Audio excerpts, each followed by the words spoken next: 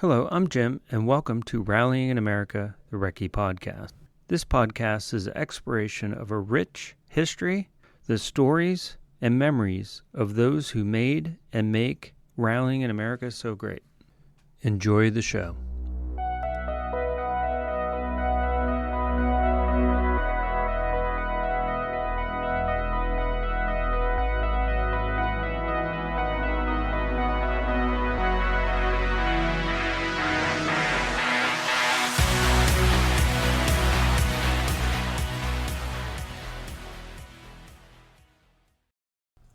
This week's guest is Christian LaPrad.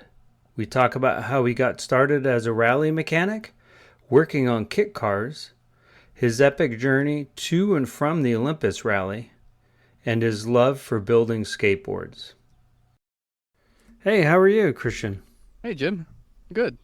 Good. A little worn out from the road, but finally settled down. I can imagine you've had quite the trip. You want to tell us a little bit about it? Well, we got the cars done. I guess I should back up. I work for the team RC Competition, which is some guys out of Argentina. Mm-hmm. And we do some rentals, and we also house some cars and crew for people that own their own cars. And we were crewing for Roberto Iglesias and Cam Steely, so the Focus RS, and then Roberto is in the Audi, the Max Rally thing. It's a kit car from Argentina. Oh, okay. Interesting. So we spent the week before rebuilding the Audi because Roberto rolled it a couple days before we left for 100 Acre Wood. Oh, okay. And we did some testing, and it wasn't a terrible roll as far as they were fine getting out of the car, but it was all body damage. It's all body kit stuff that comes from the kit car, which is all the stuff comes from South America. So none of it got in until we got back from 100 Acre Wood. So we had basically 10 days to not sleep and slam the car back together. Oh, wow. And got it done with basically no time to spare. Drove straight there 3 days straight on the road. Pretty much just stopping to sleep at a motel and then keep going in the morning. And then the rally was going really well at first, and then it wasn't.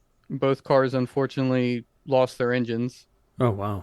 Which was a bummer because everything else was pretty much great. We had double, triple checked everything, paint marked. All the mechanical stuff was solid. Right. And then the first car, the Focus, they got in some really deep ruts at high speed. And we still aren't sure if maybe a rock got in between the oil pan and the skid plate, but the skid plate managed to put a hole in the oil pan. Oh, wow.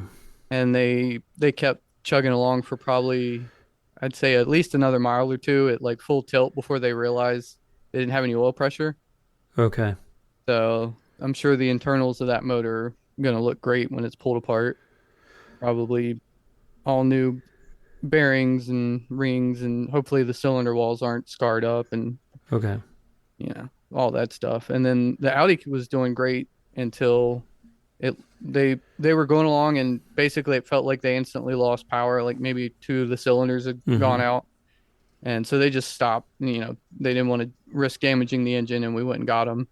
And unfortunately, I guess things got too hot on that engine, and when we pulled the head, we realized that part of the head was actually melted between it, right over the passage between two of the cylinders. Okay, right. So basically combined two cylinders into one.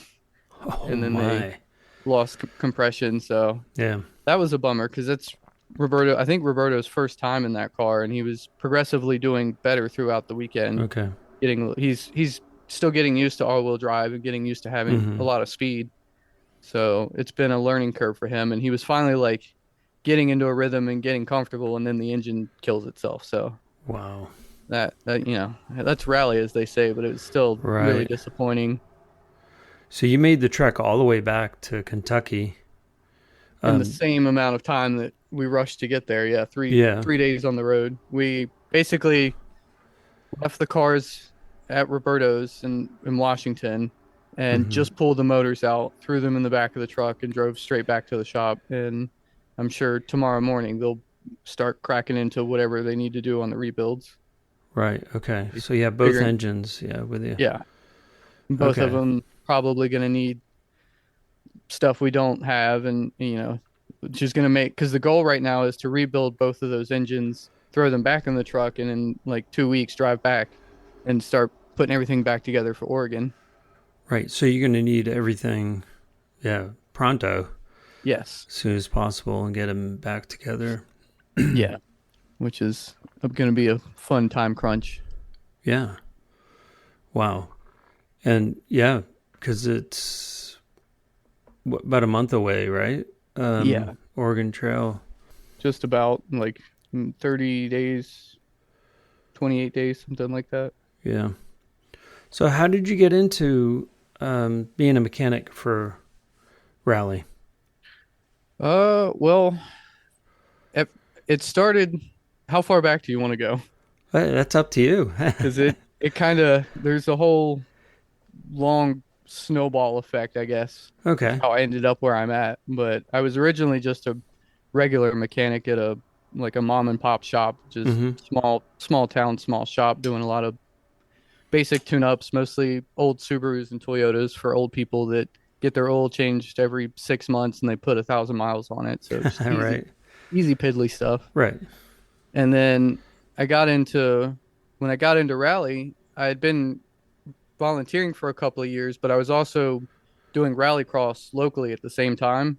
Mm-hmm. And some of the guys I was doing rallycross with were also stage rally drivers, and they knew I was a mechanic. So they knew I wanted to go to some of the bigger events, and so they started asking me to come crew for them. Mm-hmm. And I did that kind of casually for a year, and then I met Keenan Phillips through doing that, who drives the Black E36. Mm-hmm. And we met at an event, and he was like, "Hey, you want to come crew for me one time?" And I was like, "Yeah, sure," because he's not far from me at all, only a couple hours south of me in North Carolina. Okay. So Nice. we did a couple events together in 2023, and then at the end of the year, he was like, "Hey, I'm thinking about doing nationals next year on like a shoestring budget, and like it's gonna be very, wild and poorly planned, and we're just gonna, dive into it and see what happens. Would you be interested in crewing Mm-hmm. the whole year with me?" And I didn't really have much going on, so I was like, "Yeah, sure, sounds fun." You know, I like to travel, I like the adventure of it, and then Right. that turned into a whole whirlwind of crazy adventures and learning a lot of hard lessons in rally. And I think I think we did 8 events total together, and Okay. we only finished one of them. Oh wow. The rest were all DNFs and all sorts of mechanical, electrical, basically anything that could go wrong did go wrong. And we dove in, uh, probably not as prepared as we should have been, but Mm-hmm. still like eager and like whatever happens, happens, and we'll just deal with it as it happens. Right. And so it was fun. That was a really fun year. And then at the end of the year, we got the floods in uh, the Eastern Tennessee, Western North Carolina area, Oh right. Yeah. and that basically devastated that whole area. And that's where Keenan lives. Thankfully, like Mm. nothing of his was damaged. Like he didn't lose much. I think they took a little bit of damage to their vegetable garden, and that was basically it. Okay. But he works in construction, basically building houses. So he's been really busy with that since it happened, helping rebuild his community. Right. And he basically, because of that, took this year off. Okay. And because of that, I was available for the year. And these guys had just moved their shop up from Florida to Eastern Kentucky, and they were looking for mechanics. So they'd gotten in touch with me, and they were like, Mm-hmm. "Hey, do you want to come work the year and also like work at the shop and stuff and help prep the cars?" Right. Nice. And so that's where I've been pretty much since November of last year. Okay. Very And cool. yeah, it's been also a fun learning experience. It's kind of a step up with more competitive, higher level cars that are more technical, a lot of lot of Keenan's stuff was really neat, but it was also like budget built or homemade. He's a really good fabricator, so a lot of it's Oh, literally okay. homemade suspension components and stuff like that. But these Oh, are very all like nice. modern, like everything's basically Legos, like especially the Audi. It's literally it's a kit car, so it's pretty much a box of Legos, and they Wow. just come as they are. Like all the suspension is tubular stuff, and it's pretty simple to work with. But it's a lot faster and a lot more aggressive, so it also tends to wear things out faster. Mm-hmm. So it's more to do, I guess, but it's been really fun. The Pretty much everyone else at the shop doesn't speak English because they're all from Argentina. They speak enough that we can convey a little bit, but most of our Okay. conversations happen through a translator. So Oh, okay. that's also interesting. So Oh, yeah. um Speaking of translators, I had Santiago yeah. Alban on, Yeah, he was and actually with us for 100 Acre Woods, kind of yeah, working as a translator in between us. yeah, he's kind of gotten into that position of helping translate, which is pretty cool. He did. Honestly, it was one of the biggest assets we had. Like it we've gotten pretty good at, I mean, a lot of working on cars you can convey through grunts and pointing and simple things, but like Right. having him there to convey like in real time translate technical things Mm-hmm. was, so it was awesome. Like just makes everything so much easier. There's no guesswork, and like I can report things back to him and he can convey to the crew chief. And I wish we could have him like full time every event, but I know he's Yeah. also a competitive and also doing a lot of events himself. So Right. I don't want to like drag him away from that, but having a translator is awesome. Yeah. I think he's thinking about building a car. I know a lot of people are kind of, his friends are pushing him to get a car together too. So, That would be cool to see. yeah. So after Oregon, um, what's your schedule look like with those two cars? I guess Sofer, Okay. and then what's after that? Over Mountain, or is it? Um, I could take a quick look here. But Okay, I basically have about all of the rest of the national events for the so year. so you are doing all the national Yeah. events. Okay. And they're also both considering doing Boone, which would be really cool because that's one of my favorite rallies. Oh, okay. And that's in your backyard essentially, right? Which is nice because it's really close to our shop, which will make things The logistically a lot Boone, yeah. easier. Very cool. So after Oregon is, yeah, Southern Ohio, then Ojibwe, and then Over Mountain. Yeah. So pretty cool. And other than Olympus, I did all of these events last year, Okay. and I've done Ohio twice, and I've actually been to Overmountain every year since inception. I've volunteered the first year when it was a NASA event, Oh, and okay. then I think I volunteered the following year after that, and then I've crewed for every year since. So Oh, looking okay. forward to. I like the eastern, especially the Appalachian ones, because they're kind of in my backyard, and Right. the roads feel like home. The mountains are the same mountains I live in, just on the other side of them. We'll be right back. Power up your ride. Daily driver, bike, or track beast with Melee Design Firm. Since 2018, Melee has been the go-to source for high-performance battery mounts and power solutions trusted by enthusiasts and professionals alike. Whether you're carving corners on the weekend, commuting to work, or chasing podiums, they have the gear to keep you powered and ready. Their lightweight universal battery mounts are engineered for performance, crafted with precision, and designed to handle whatever you throw their way. They don't just make and sell parts, they build confidence under the hood. Rugged, industrial, functional. That's the Melee difference. Join thousands of satisfied drivers who refuse to settle for stock. Upgrade your battery game today. Now back to the show. So are you involved with the Backroads group? I know Eric Hubbard, Okay, and yeah. he operates near where our shop is. Mm-hmm. So when we do test days, that's all coordinated through him, and he brings out like the local fire department and gets the road shut down for us. And Oh, okay. he's done that for some other teams. I saw River City was there before Olympus, making sure all their cars were good to go and doing some testing, and that's all done through Eric and Backroads. Okay. And it helps fire companies out too in learning, Yeah. When it's about. great because all of those guys had never seen rally cars before. And after the first test day we did with them, they were like, "Oh yeah, we're in. Like, let us know when the next events are. We'll be there with our fire trucks. Like, we want to help out and be a part of this." Oh, very cool. That sounds awesome.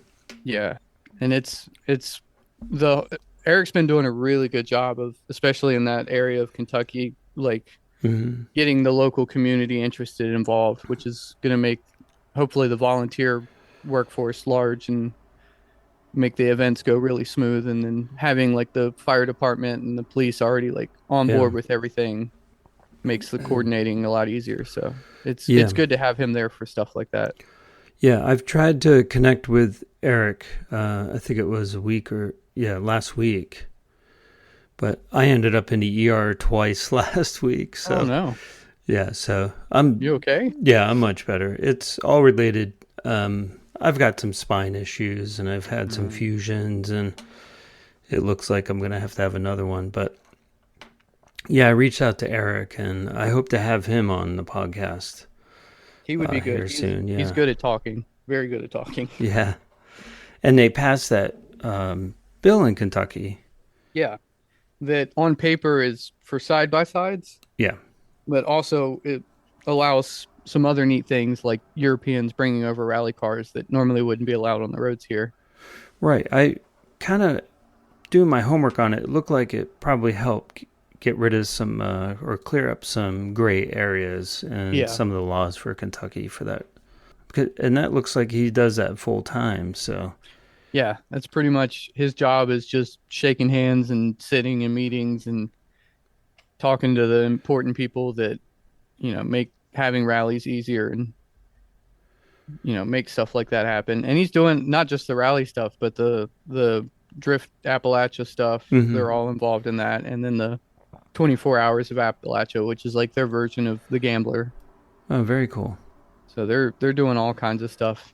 And it's, all the whole core idea is, bringing commerce to areas that don't have commerce. Like a lot of these are small Appalachian towns that, barely survive. And when a big event comes in for a weekend and, all the gas stations and local stores are making, tons of sales, it's Right. a huge deal for them. Some of them, need stuff like that just to survive. So Yeah. the And more you events, need, the better. And then like, right. hopefully it helps these areas grow.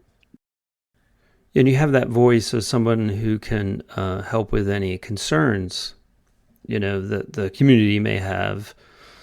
And he can address those without, everybody just showing up and not knowing Right. what to expect. And he can prep them in a sense, which is really, really good asset to have. To drift away from rallying for a little bit, I know you make skateboards. Yep. So why don't you tell us a little bit about your little, well, sort of a side project, I guess, or full time, or It's the side hustle that I hope becomes the main hustle that in turn pays for the side hustle, which will be the racing. oh, gotcha, perfect. But, you know, we'll see how that goes. Especially now with like the danger of all these tariffs and all Right, the stuff that's happening now. I've gotten some emails from some because all of my lumber comes from Canada. right, all the I've maple, yeah. gotten some emails already that are saying like if things don't change, they're just going to stop distributing to the states entirely. Oh wow, But I've got some other connections, and hopefully there's a very large stockpile already in the country. oh And the okay, nice thing about wood, as long as it's well kept, like it doesn't have a shelf life. So right, as long as we can manage what we have in the country, we could probably get through however long it takes for things to balance out. But it started because I had gotten back into skateboarding. I took a break from it for like almost 10 years just Mm-hmm. because I don't know, I had some other stuff going on and I had a lot of injuries already on my list and thought I should probably put it down just to not get hurt as much. And then Mm-hmm. I don't know, like at some point the itch came back and I think I went with a friend or something to a skate park just to hang out and someone let me borrow a board and I was like, okay, I should have never put this down in the first place. This was a terrible idea. So I'd gotten back into it very heavily Mm-hmm. from not doing it for a while and started skating through decks faster than I could afford to replace them. Okay. And had literally just had the idea one night of I work in construction and have done a lot of woodworking in my life. It probably isn't that hard to make a skateboard. Let Mm-hmm. me let me see what it would require and like how difficult could it be? And that turned into a rabbit hole of me like basically going through all there's actually a lot of DIY resources out there and like a pretty large community of guys that basically just make skateboards in their house or basement Right. or shed Right. or whatever. And so I learned what all of those guys are doing and started like sourcing suppliers for materials and figuring out what kind of tools I would need and basically Gotcha. built like a really rudimentary setup in my basement. It was good enough to make a couple boards for myself here and there. Yeah. And then I started skating those with the local guys, and they were like, "Hey, that's pretty cool. You're making skateboards. Could you make me one?" And I was like, "Sure." Oh, there you go. And then that turned into like more and more people asking me for to make them boards locally. And then at the same time, I was starting to go to more and more rally events, and people at the rallies were like, "Hey, that's really cool. Could you make me a skateboard?" Yeah. And uh, I don't know, just people kept asking for them, so I started making more of them. And then because I was making more, I was refining the tooling a little bit better in the process, and you know, getting getting better at it to the Mm-hmm. point where now I can make a pretty decent skateboard. Maybe not top shelf level yet, but they're as Yeah. good as any like mid tier name brand. Maybe not a pro model, but like any like generic off the shelf shop deck. Gotcha. And right as all of that's happening, I get hit with the emails of we can't send you materials anymore, and Yeah. so it's kind of slowed things down. And also Mm-hmm. working full time at a rally team kind of slowed things down a little bit too. But um, Right. hopefully, the plan for this year is I may outsource my manufacturing temporarily to another guy I know that is doing the same thing, Mm-hmm. but Okay. he's got like a full like warehouse that he's renting out, so he's got the capacity to do it at a way bigger scale than I do. Got it. So basically, I've sent everything to him as far as like the specs and dimensions of my boards and the graphics. Sent the files for the graphics and Okay. everything. So he may be for at least for probably the rest of this year, maybe into next year, doing all the manufacturing for me, and then he'll send everything to me, and then basically I'll be able to keep stuff in stock. And we've Mm-hmm. worked out a pretty good deal where like the price point doesn't really change on the seller side. Um, like maybe I five got it. bucks more a Yeah. board, nothing too crazy. Yeah, but So it's understandable. Yeah. yeah, I mean, every kind of a lot of businesses are going through the same hoops Yep. right now on Yep. every scale, Yeah. macro to micro. Yeah. Oh, yeah. So a friend of mine, he makes hydrometers. Oh, cool. Fortunately, he is stocked up on glass over the last 10 years. So he's Oh, got a nice. huge warehouse of, well, it's actually an old school full of glass, but some just like pelican cases, things like that, he's starting to run into, Mm-hmm. trying to corner as many as he can and make sure he has a pretty good supply of those. So, Yeah, they're already. I've been also window shopping those for my tool pack outs for rallies. okay, yeah. And when I first started looking, maybe 6 months ago, used on eBay all over the place. You could get them on Amazon. You could Yeah. get them from Pelican. Like they were just everywhere. Yeah. And I looked maybe like a week ago to see if I could add one more to my collection, and it was like kind of a struggle just to find like because I'd rather buy one secondhand that's in good shape just because I'm already going to beat the crap out of it anyway. Right. Right. And the used market is basically disappeared. Like I think I saw like two or three good options on eBay maybe Mm-hmm. when before it was completely flooded with whatever color, whatever size, whatever series case you wanted. Right. Yeah. So he's my friend has turned to some 3D printing and things like Oh, that cool. just Yeah. to make sure that he has a supply and a stock in hand. So I get it. Yeah. Similar with the guy that I'm getting to do my boards for me. He's Mm-hmm. been doing it for so long. He spent the last year stocking up on everything. Yeah. And he's even said that like if I get my setup running again, he's got enough wood that he could sell me veneers at cost, Oh, and it awesome. wouldn't cost me any more than I'm already paying probably, and there's enough availability that I would probably be fine until like all of this settles down, hopefully. Right. Yeah. Hopefully. Um, so graphically, have you done any rally theme boards? You said that you've made a few for some of the rally folks. So. Well, I've got one that I'm getting ready to release this year. The original, my first artwork that I have is just some real basic line art that I was silk screening on myself, basically a Mm-hmm. two-layer silk screen like you would do a t-shirt. Yeah. Okay. Yeah, I've And done that. then last year I released a full uh, vinyl graphic that covers the whole board. That's I got a artist that I found through Instagram he does a lot of like Rat Fink style artwork. Like Okay. it's Yeah. very Familiar with similar. that. Yeah. Um, but he's done specifically some skateboard work, and I liked his artwork. I liked his color palette, and was like, hey, would you be willing to commission me some art for my graphics? And we've basically been working together for the last like 2 years now. Mm-hmm. And this first one he did is kind of like the concept is like the fact or the monster lab from Frankenstein, Yep. Yeah. and there's like an old like black and white.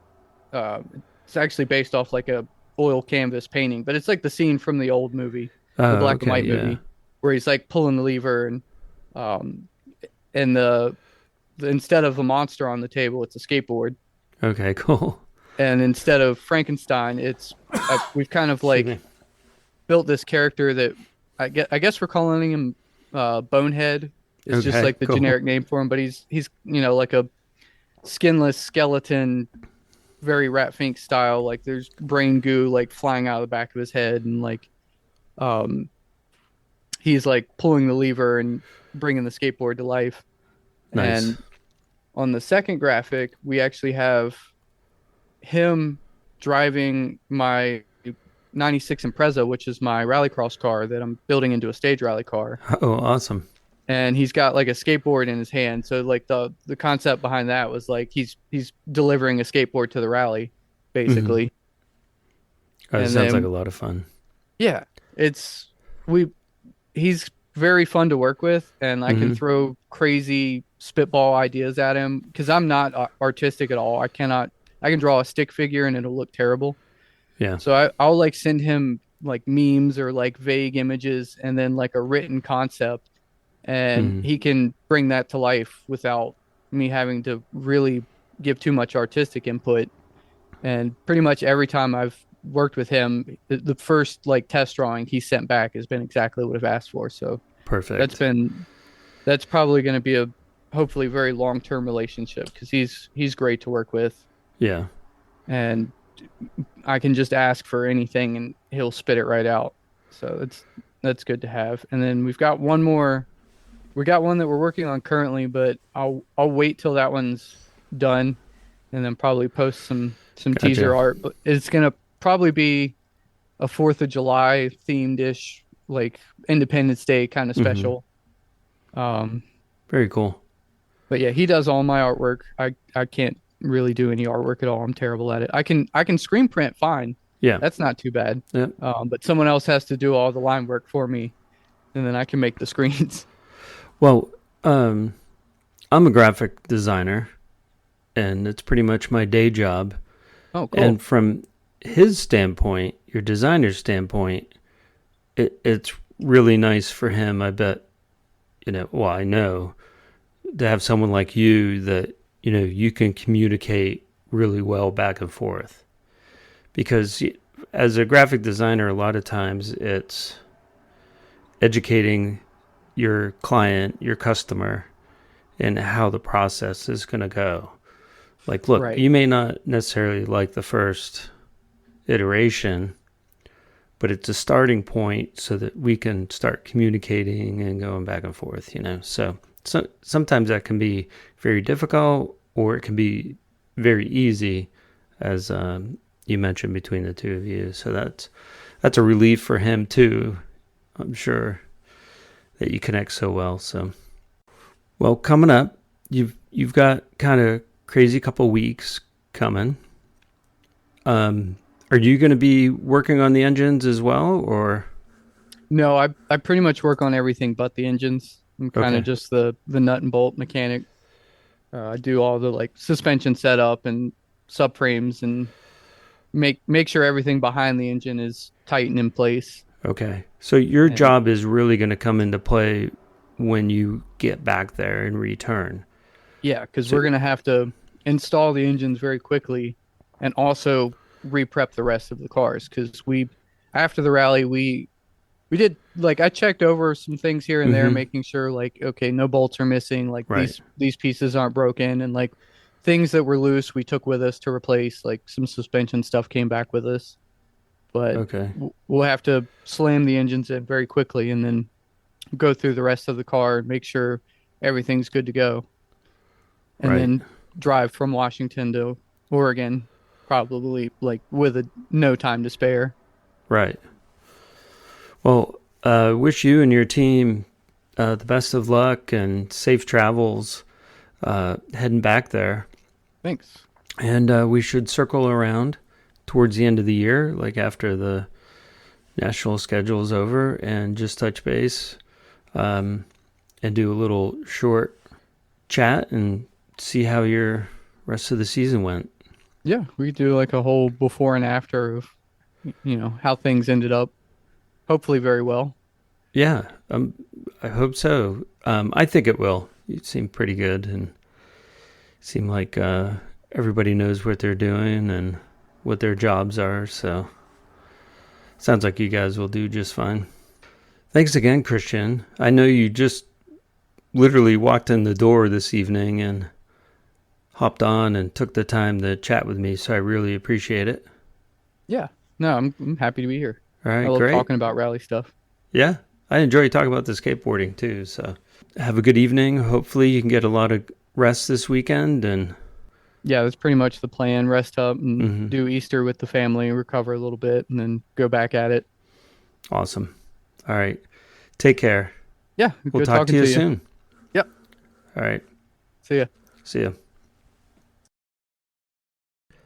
If you'd like to be on the podcast, you can email me, jim@jimboothdesigns.com, or message me through Facebook at Rallying in America, the Recce Podcast, or Instagram, rallying_in_America. Special thanks to Brady Instruments, pro-grade, handmade, professional fuel hydrometers. Visit bradyinstruments.com for all of your fuel testing needs. Thanks to Toontank and the artist Nuclear Wave for the podcast theme music.